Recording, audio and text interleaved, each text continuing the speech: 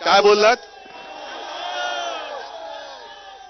मी अक्षय कुमारला एक सांगतोय की अक्षय कुमारजी, तुम्ही प्रधानमंत्र्यांचा परत 4 तारखेच्या आत इंटरव्ह्यू घ्या आणि आंबा कसा खायचा विचारलं तसं टरबूज कसं खायचं विचारा, पण 4 तारखेच्या आत घ्या, कारण टरबूजचा भाव जो आहे तो त्याच्यानंतर उतरणार आहे.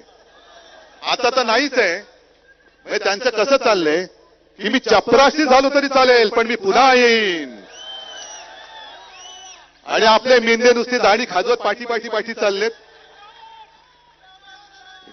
हे म्हणे बाळासाहेबांचे विचार पुढे नेणार. महाराष्ट्र तुमच्या डोळ्यात एकच लुटला जातोय तरी मिंदे तुम्ही दिल्लीश्वराची चाकरी करता. हे बाळासाहेबांचे विचार आहेत. ज्या आमच्या छत्रपती शिवाजी महाराजांनी सुरत लुटली होती, त्या सुरतेचे 2 जण माझ्या छत्रपतीचा महाराष्ट्र तुमच्या डोळ्यात देखत लुटतायत, तरी सुद्धा तुम्ही शेपट्या घालून तिकडे चाकरी करतायत. हे बाळासाहेबांचे विचार, हे तुमचं हिंदुत्व. आणि म्हणून मी तुम्हाला जे वचन दिलेलं आहे की महाविकास आघाडी महाराष्ट्रामध्ये आणि इंडिया आघाडीचं सरकार देशात येणार म्हणजे येणारच.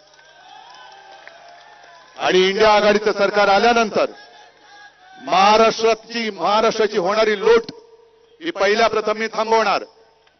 आणि महाराष्ट्राचं लुटलेलं वैभव यांनी जे गुजरातला नेलेलं आहे, हे वैभव, लुटलेलं वैभव मी माझ्या महाराष्ट्रामध्ये आणून दाखवल्याशिवाय राहणार नाही.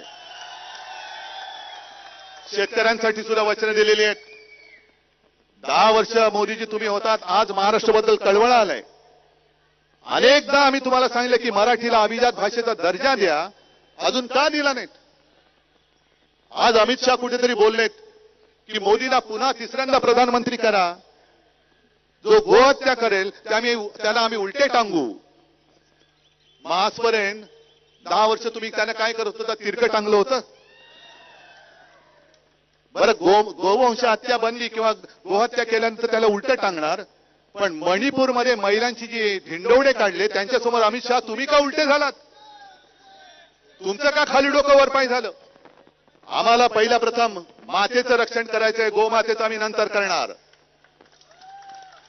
कारण सावरकर पाहिजेत ना तुम्हाला, तर सावरकरांचे गायीबद्दलचे विचार सुद्धा काय होते हे मोदीजी जरा तपासून बघा, वाचून बघा. आम्ही मातेचं रक्षण करतो, कारण छत्रपती शिवाजी महाराजांनी आम्हाला शिकवण दिलेली आहे की परस्त्री ही माते समान. तुम्ही मणिपूरमध्ये गेला नाहीत, कुठेच गेला नाहीत. आणि काल आपल्या त्या प्रफुल्ल पटेलने अचानक महाराजांचा जिरोटोप त्यांच्या डोक्यावरती ठेवला. म्हणजे देणाऱ्यालाही डोकं नाही, घालणाऱ्यालाही घालून घेणाऱ्यालाही डोकं नाही. आमच्या दैवताची बरोबर मोदींबरोबर करता. राम मंदिराच्या वेळेला सुद्धा एक कोणता तो सागरगोटा असाच होता तिथला, त्यांनी महाराजांची बरोबरी केली होती. तुम्ही त्यांचं पूजन करायचं तर घरी करा, तुमच्या घरी कोणाचं पूजन करायचं तुमचा प्रश्न आहे प्रफुल्ल पटेलजी, पण आमच्या शिवछत्रपतींचा अपमान आम्ही सहन करणार नाही. आणि प्रफुल्ल पटेल या वेळेला महाराष्ट्र तुम्हाला आपटेल, नक्की आपटेल. बघा, हिंमत दाखवल्यानंतर पाऊस पण थांबला की नाही. हे संकटाला घाबरायचं नसतं कधी. संकट जे माझे आजोबा सांगायचे, त्यारे संकटाच्या छाताडावरती चालून जाण्याची हिंमत पाहिजे. त्या हिमतीने मी मैदानात उतरलेलो आहे.